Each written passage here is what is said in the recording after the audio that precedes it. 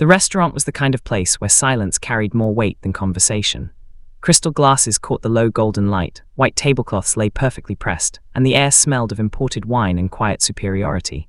This was not simply a place to eat, it was a theater of status, where wealth announced itself without ever needing to speak. Every table told a story of privilege, of inherited power, of people who had never been told no. At one corner table sat a family that embodied this world effortlessly. The father, composed and distant, wore the confidence of a man accustomed to being obeyed. The mother laughed loudly, her voice carrying across the room, sharp and careless. And beside them sat their teenage son, slouched back in his chair, scrolling through his phone with bored entitlement. To him, this restaurant was not special. It was ordinary. Everything in his life was. Across the room, alone at a smaller table, sat a woman whose presence did not demand attention, yet somehow commanded it. She wore a simple, elegant suit. No jewelry screamed for validation. No exaggerated gestures asked to be noticed. She ate slowly, calmly, her posture straight, her expression neutral. To most eyes in the room, she was invisible, just another black woman dining alone in a space that had not been built with her in mind. The boy noticed her first.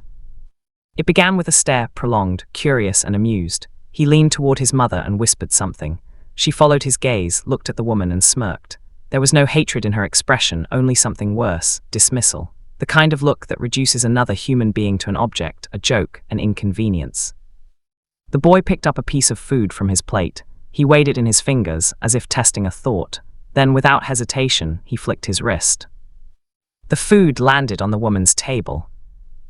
For a moment, time fractured. The clink of cutlery slowed. A nearby conversation faltered. The woman froze, her eyes dropping to the stain on the pristine cloth. Slowly, she looked up. Her gaze traveled across the room until it met the boy's face. He was smiling. His mother laughed openly, indulgently, the sound slicing through the hush like permission. It was not the laughter of surprise. It was the laughter of approval, a signal that this behavior was acceptable, encouraged even. The boy followed with another piece. This time, it landed closer to her plate. A waiter noticed but hesitated. In places like this, intervention often bowed to wealth. Other diners looked away, pretending not to see, unwilling to challenge a family whose name carried influence. Silence wrapped itself around the moment, thick and complicit. The woman did not shout, she did not cry, she did not stand. She took a napkin and calmly wiped the table, her hands steady. Then she folded the napkin carefully, placed it beside her plate, and lifted her eyes once more. Her expression was unreadable, not anger, not fear, but something deeper. A restraint forged over years. A discipline born from knowing when reaction gives power to cruelty. The boy seemed disappointed by her composure. He wanted chaos. He wanted submission. Instead, he found dignity. What he did not know, what no one in that room yet knew, was that this woman did not occupy the margins of society. She did not survive on its edges. She sat at the center of an empire built by intelligence, resilience, and vision. She was a CEO whose decisions shaped markets, whose signature moved millions, whose name carried weight far beyond the walls of this restaurant. But for now, none of that mattered. In this moment, the table was divided not by distance, but by values. On one side sat inherited arrogance, fed by unchecked privilege. On the other sat quiet authority, sharpened by a lifetime of being underestimated. And this was only the beginning. Because actions made in ignorance have consequences. And laughter, when rooted in cruelty, has a way of echoing back, louder, colder, and impossible to ignore. Before the stain on the tablecloth, before the laughter that cut through the room, before the silence that protected cruelty, there was a life most people never bothered to imagine. A life that did not begin in luxury restaurants or beneath chandeliers, but in places where survival itself was an achievement. She was born into a world that offered no shortcuts. Her childhood unfolded in modest rooms, where ambition had to be louder than circumstance and discipline had to replace comfort. From an early age, she learned that excellence was not optional, it was armor. Every mistake carried a heavier cost. Every success required twice the effort to be recognized. While others inherited confidence, she earned it. Education became her first battlefield. She studied while others slept, read while others relaxed, and questioned systems that were never designed with her success in mind. Professors noticed her intelligence, but rarely her struggle. Employers praised her performance, yet hesitated to place her in leadership. Again and again, she encountered the same unspoken message: you are capable, but not expected to lead. Instead of resisting the current, she mastered it. Her career did not rise quickly. It sharpened slowly. She learned how decisions were made behind closed doors, how power moved quietly through boardrooms, how influence rarely announced itself. She listened more than she spoke. When she spoke, people remembered. Years passed, promotions came not as gifts but as concessions. She built teams, solved crises, turned failing divisions into profit. Each victory added another layer of credibility, another brick in a structure no one could ignore forever. Then came the turning point. An acquisition others called impossible, a risk executives feared. She saw patterns they missed. She trusted data where others relied on instinct shaped by privilege. When the deal succeeded, markets reacted. Analysts adjusted forecasts, investors paid attention. And just like that, she was no longer invisible. She became the youngest CEO in the company's history, then one of the few black women to hold such a position in the industry. Her leadership style was calm, precise, and untheatrical. She did not lead with volume, she led with outcomes. Under her direction, the company expanded globally, absorbed competitors, and reshaped entire supply chains. Her name began appearing in financial journals, not headlines screaming drama, but quiet acknowledgements of competence. Power for her was never loud, it was structural. Yet despite her success, she remained deeply aware of how fragile respect could be. She understood that in many rooms, her title would be forgotten the moment she walked in. That assumption would always arrive before introduction. Which is why in the restaurant, she did not react. She had learned long ago that dignity unsettles those who expect collapse. That silence, when chosen, can be louder than protest. Her restraint was not weakness, it was control. What the boy and his mother failed to understand was this. They were not mocking a stranger. They were disrespecting a woman whose decisions shaped industries they depended on. A leader whose signature moved capital they could not trace back to her name. She finished her meal slowly that night, paid the bill herself, stood up without a glance toward the laughter behind her. As she walked out, no one noticed the subtle shift already in motion. Emails would be sent, calls would be unanswered, deals would hesitate. Not out of spite, but consequence. Because power does not always announce itself when it enters a room. Sometimes it waits. And sometimes it remembers. Privilege is rarely loud in its own mind. It does not see itself as unfair or unearned. Instead, it convinces those who live within it that comfort is natural, authority is deserved, and dominance is simply confidence misunderstood by weaker people. This belief had shaped the boy long before he ever entered that restaurant. He was raised in spaces where consequences were negotiable, where teachers adjusted expectations, where mistakes were reframed as phases, and where money softened every sharp edge of accountability. His world taught him that rules existed, but mostly for others. Respect was something he expected, not something he practiced. At home, arrogance passed as humor. Cruelty wore the mask of boldness. When he crossed lines, laughter followed, especially from his mother, who mistook indulgence for love. She saw his behavior not as a warning, but as proof of strength. In her eyes, restraint was weakness, empathy was vulnerability, and dominance was survival. His father rarely intervened. Silence became his parenting style, absence his endorsement. Together, they built a foundation where entitlement flourished unchecked. The restaurant incident was not an accident, it was rehearsal, a small stage where the boy exercised a power he believed was permanent. He did not throw food because he was angry. He threw it because he was bored, because the woman across from him did not fit the image of who he believed belonged in that space. To him, she was out of place. What privilege often fails to understand is this: the world has changed, but its assumptions have not.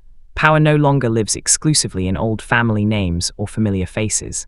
It has diversified, globalized, and learned how to move invisibly through systems once locked to outsiders. The boy did not see a CEO because he had never been taught to look for one. The mother did not sense danger because she believed respect flowed upward toward wealth, not outward toward character. In her mind, apologies were for equals, and consequences were inconveniences that money could erase. They left the restaurant that night amused, unbothered, unafraid. But elsewhere, quiet shifts were already unfolding. A compliance officer flagged a familiar surname connected to an upcoming contract. A background check surfaced connections that required further review. A partnership proposal stalled, not rejected, just delayed. In boardrooms far from the laughter, caution replaced momentum. None of it dramatic, none of it emotional. Just process. Privilege collapses not with explosions, but with silence, with unanswered calls, with meetings that never reschedule, with doors that close politely and permanently. And for the first time in his life, the boy would soon encounter something unfamiliar, a boundary that could not be mocked, bought, or ignored. Because the most dangerous illusion privilege creates is the belief that it is untouchable. And the moment that illusion cracks, everything that follows feels like betrayal, when in truth, it is simply reality catching up. Power rarely announces its arrival. It does not slam doors or raise its voice. True power moves quietly, embedding itself into systems, procedures, and decisions that appear neutral on the surface. By the time it is felt, it is often too late to challenge. This was the kind of power the family had never learned to recognize. In the days following the restaurant incident, nothing seemed different. The boy returned to school. The mother resumed her social routines. The father attended meetings, confident in the stability of his financial empire. Laughter still came easily. Comfort remained intact. But beneath that surface, something had shifted. A scheduled conference call was postponed without explanation. A long-standing supplier requested additional compliance documentation. An investment firm that had once responded within hours now took days. These were not alarms, just irregularities, small enough to ignore, easy to rationalize.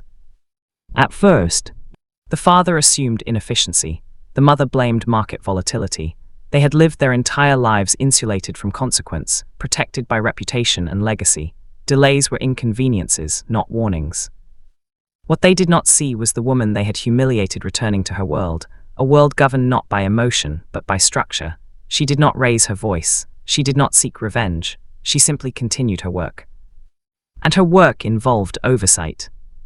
Her company was embedded in networks the family depended on: logistics, financing, compliance review, strategic approvals, not through personal vendettas but through legitimate authority. Her signature carried weight. Her recommendations shaped risk assessments. Her silence influenced outcomes.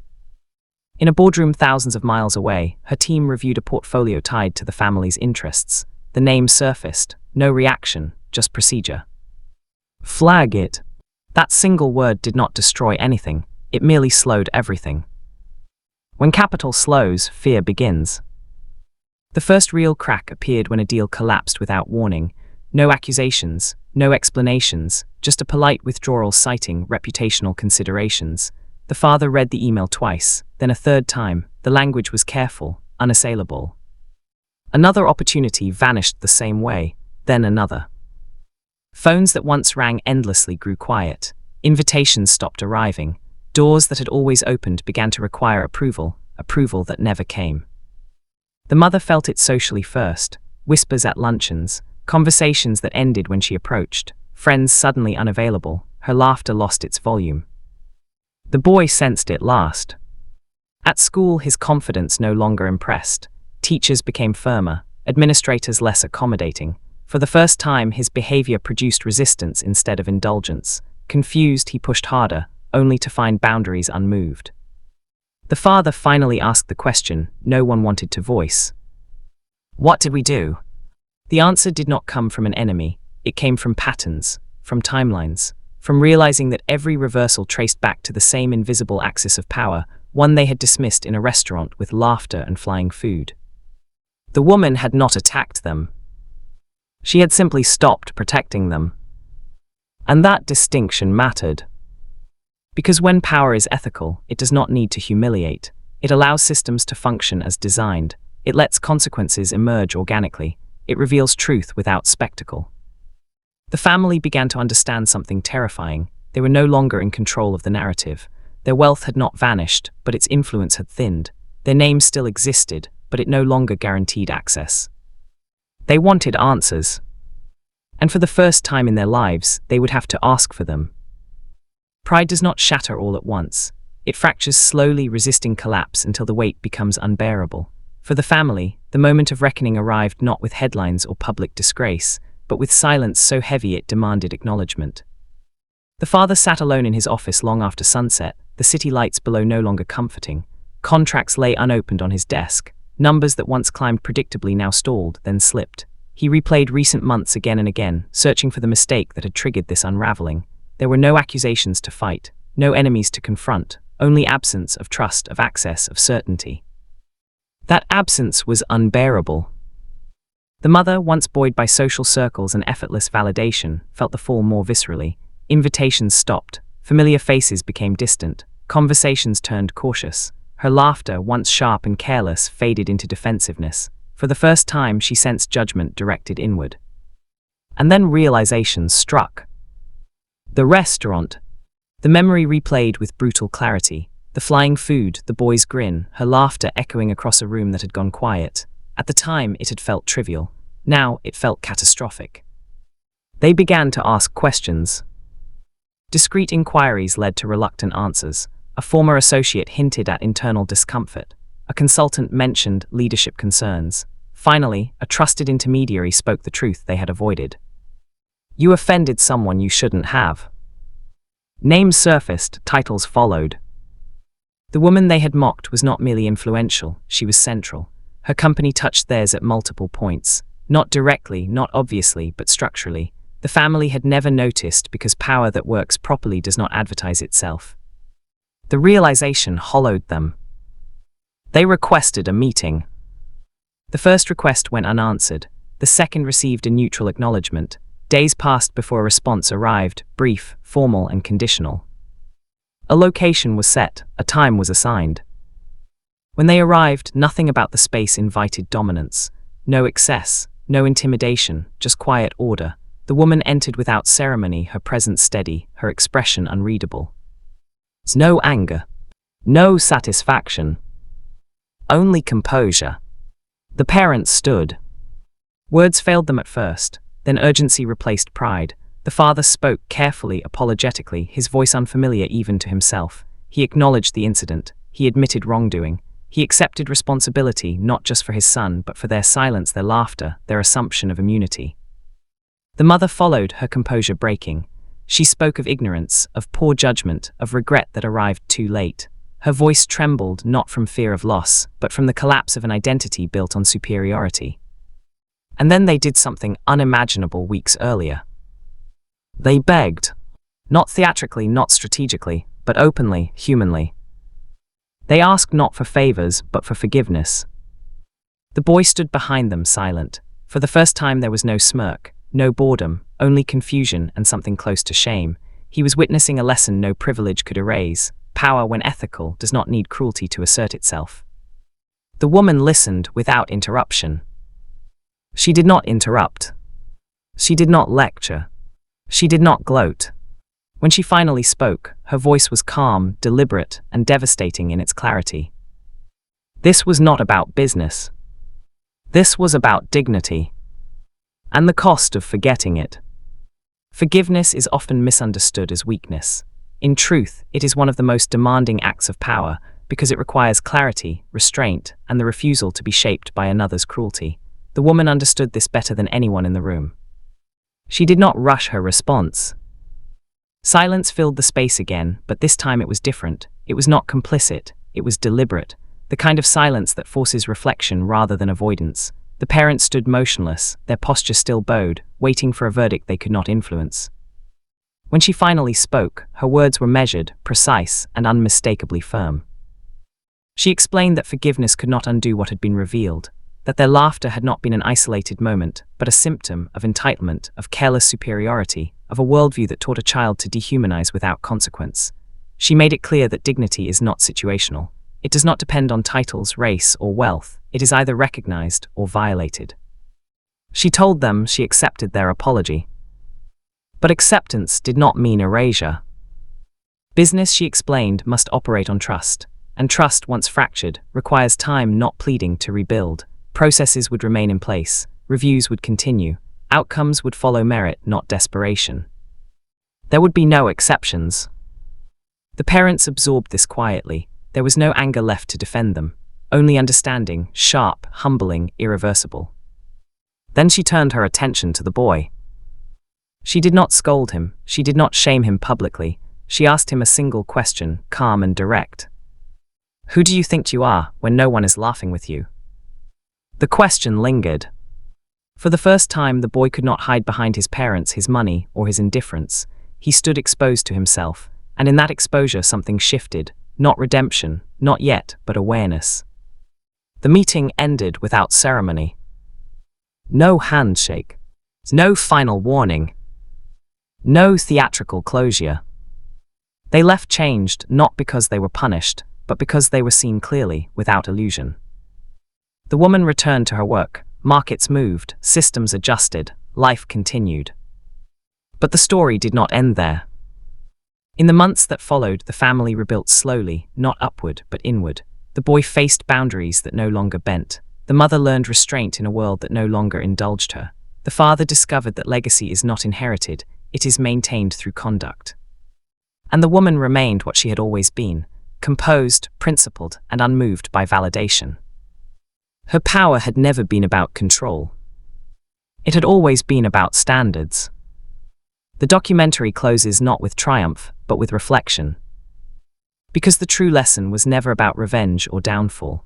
It was about recognition of humanity, of accountability, of dignity that cannot be bought, mocked, or thrown away like scraps from a plate.